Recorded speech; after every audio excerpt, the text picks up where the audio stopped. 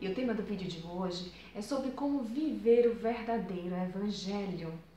Esse tema me veio ao coração depois de muito incômodo por diversas situações que eu tenho vivenciado, presenciado, sobre como pessoas que se dizem cristãs dão tão mau testemunho.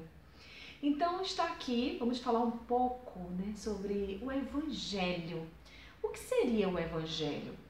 O Evangelho nada mais é do que os ensinamentos de Cristo. Então, como viver esse verdadeiro Evangelho, que é o verdadeiro ensinamento de Cristo em nossa vida? Como viver isso?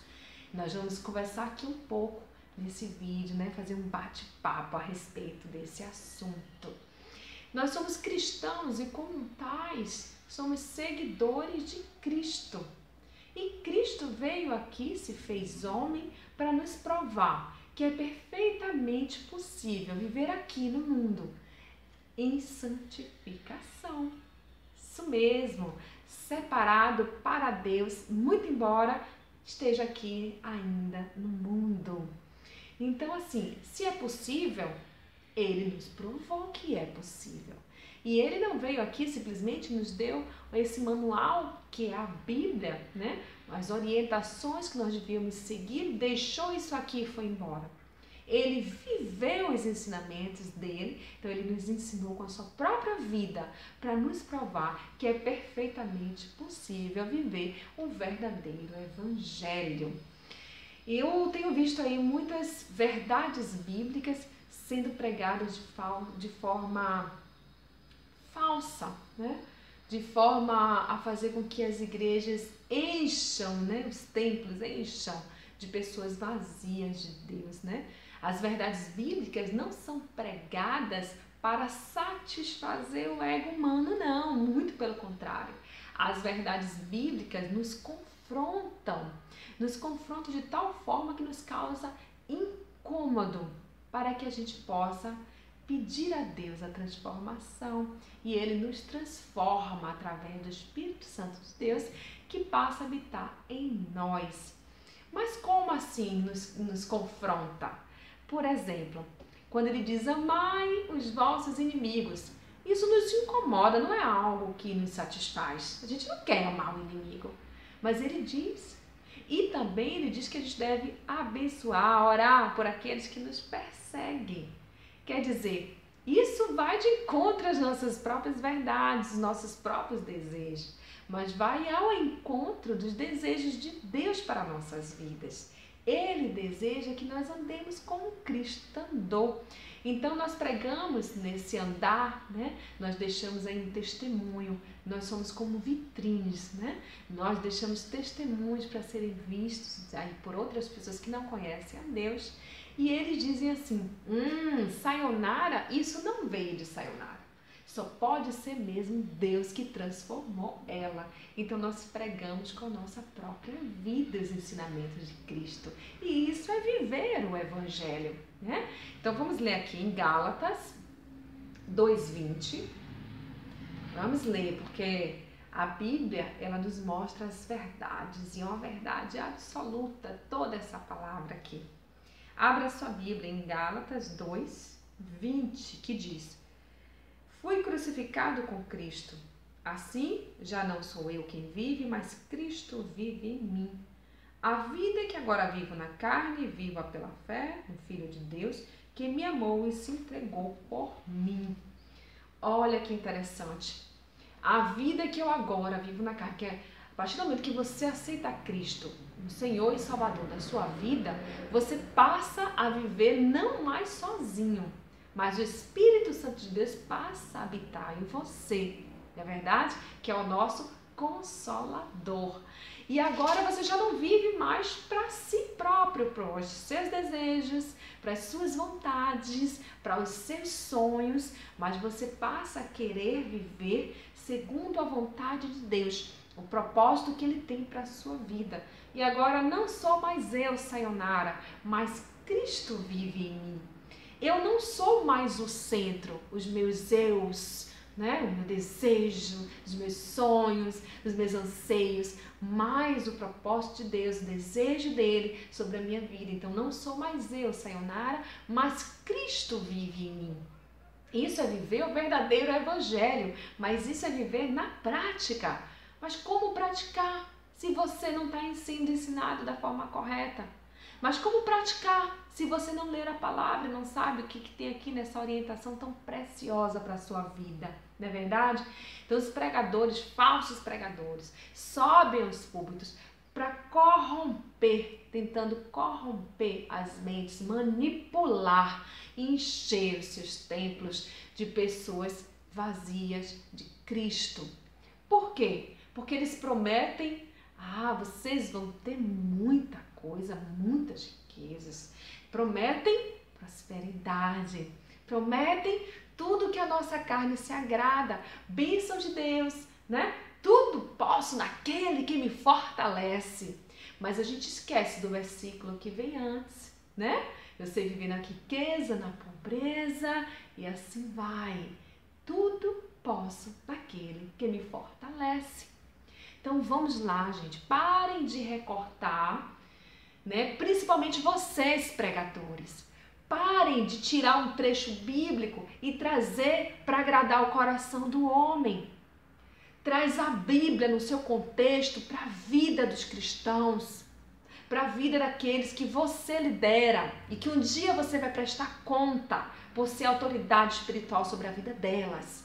Atenção, vocês cristãos, peguem a palavra, leiam. Nós podemos ler, ela é recheada de preciosidades. Parem de ficar se alimentando com que as pessoas enchem sua mente e se alimentem com o que Deus tem falado ao coração de vocês. Acorda, cristão. Acorda, porque Deus tem falado.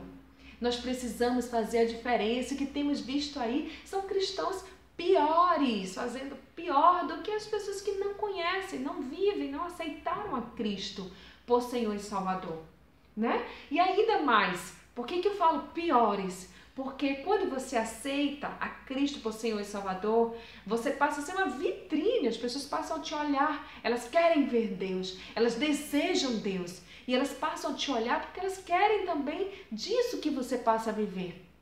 Eu quero viver esse evangelho também. Eu tenho visto Sayonara que, embora sofra algumas coisas, ela não deixa de ter paz, porque a paz que excede todo entendimento humano não vem de mim, vem do Senhor. Entendem? Então nós passamos ao quê? A testemunhar Cristo. Somos cristãos.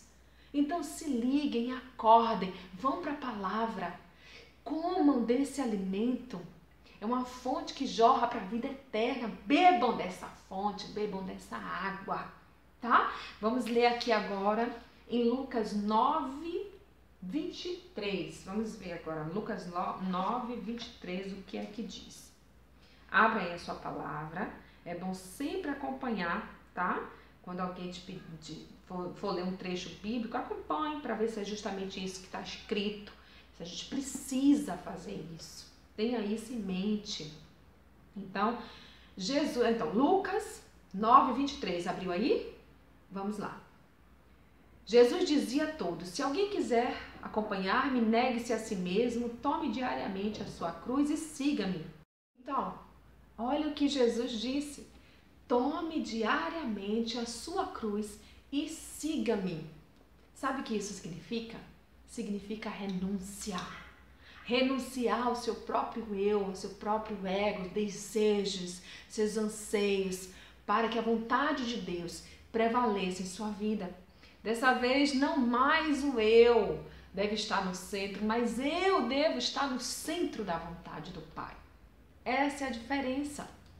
O que eu tenho visto aí hoje são cristãos que fazem o que querem, dizem o que querem. Vou chamar Deus num papo reto. Quem é Deus e quem é você? Quem sou eu e quem é o Senhor? Tome o seu lugar de servo. Pare de repetir bobagens desse tipo. Papo reto. Isso você fala com o seu colega aí de rua, da praça. Deus é o nosso Senhor e Salvador. E como tal deve ser reverenciado. Ele é o nosso Pai de amor. Cuidado. Ele é Deus das misericórdias, mas Ele é Pai de justiça também. Então você que não tem reverência, eu não aceito de Deus, já disse a Ele. O que é isso? O que é isso? Não aceito de Deus, já disse a Ele. Isso não é forma de um servo falar com o seu Senhor. Toma cuidado com o que você diz. E depois ainda vai dizer, mas Ele sonda o meu coração. Sim, Ele sonda o seu coração. Isso é uma verdade. Retirada de um trecho bíblico para ser usada ao seu bel prazer? Errado. Use-a no contexto, da forma correta. Deus sonda o nosso coração. E é porque Ele sonda os nossos corações que nós devemos ter reverência, respeito, amor a Ele sobre todas as coisas. Andar em retidão para agradar o coração dEle. Fazer tudo segundo a vontade dEle e o direcionamento que Ele nos dá. Então vamos ter muito esse cuidado, tá? A outra coisa é que as nossas expectativas não são obrigações de Deus. É imaturo espiritualmente quem pensa assim. Eu quero, desejo, cria expectativas e coloca Deus nas suas expectativas também. Expectativa de que Ele vai fazer toda a sua vontade. Ele não está aqui para isso, Ele não é o seu mordomo. Deus é Senhor. Então pare de criar falsas expectativas acerca de tudo que você quer e do próprio Deus realizando suas vontades. Muito pelo contrário. A palavra de Deus diz que o homem faz seus planos, mas é o Senhor quem conduz os passos. Esse é um homem reto diante de Deus, é um homem santo, um cristão, aquele que vive o verdadeiro evangelho em sua vida, né? E aí, esse imaturo espiritual, que aliás eu vou fazer um vídeo para falar sobre maturidade espiritual na próxima semana, tá? Mas esse imaturo espiritual, logo que passa por uma determinada expectativa, e essa expectativa não é por Deus realizada, porque Deus tem os planos dele para a nossa vida e são os melhores. Eu é que sei os pensamentos que tenho a vosso respeito, diz o Senhor, pensamentos de paz e não de mal, para vos dar o fim que desejais. Palavra de Deus.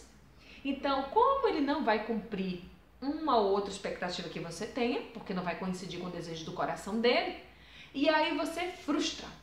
Não quero mais saber de Deus, que Deus é esse? E aí fica com a outra frase absurda que eu tenho ouvido no meio cristão. Tô de mal com Deus, tô brigado com Deus. Cuidado!